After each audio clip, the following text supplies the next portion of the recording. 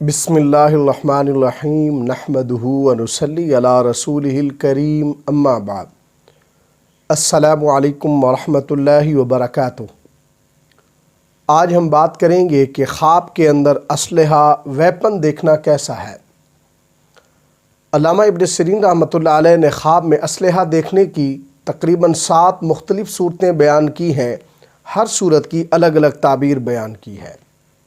مثلا خواب میں اسلحہ دیکھنا، خواب میں غیر مسلح لوگوں کے درمیان مسلح ہونا، خواب میں اسلحہ چھن جانا، اور خواب میں اسلحہ ہونا مگر اسلحہ چلانے کی ہمت نہ ہونا وغیرہ۔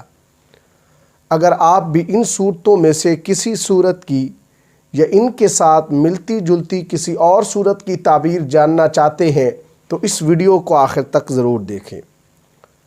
اگر کچھ شخص خواب کے اندر اسلحہ یعنی بندوق، رائفل، کلاشنکوف وغیرہ دیکھتا ہے تو یہ خواب دشمن پر غلبہ اور قوت پانے سے تعبیر ہے۔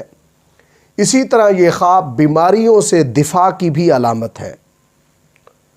اگر کچھ شخص خواب کے اندر غیر مسلح قوم کے درمیان یعنی ایسے لوگ جن کے پاس اسلحہ نہیں ہے وہاں مسلح ہوتا ہے یعنی اسلحے کے ساتھ موجود ہوتا ہے تو اس کی تعبیر یہ ہے کہ یہ خواب دیکھنے والا شخص اپنی قوم کا سردار بنے گا۔ اگر کچھ شخص خواب کے اندر دیکھتا ہے کہ لوگ صاحب خواب کو مسلح حالت میں دیکھ رہے ہیں تو اس کی تعبیر یہ ہے کہ اس خواب دیکھنے والے کے ساتھ لوگ حسد کریں گے، اس کی غیبت کریں گے۔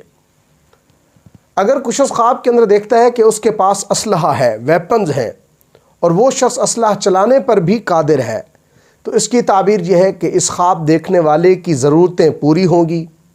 اگر یہ صاحب خواب بیمار ہے تو یہ خواب اس کی موت کی علامت ہے۔ اسی طرح یہ خواب دیکھنے والا شخص اگر مسافر ہے تو سلامتی کے ساتھ واپس لوٹے گا۔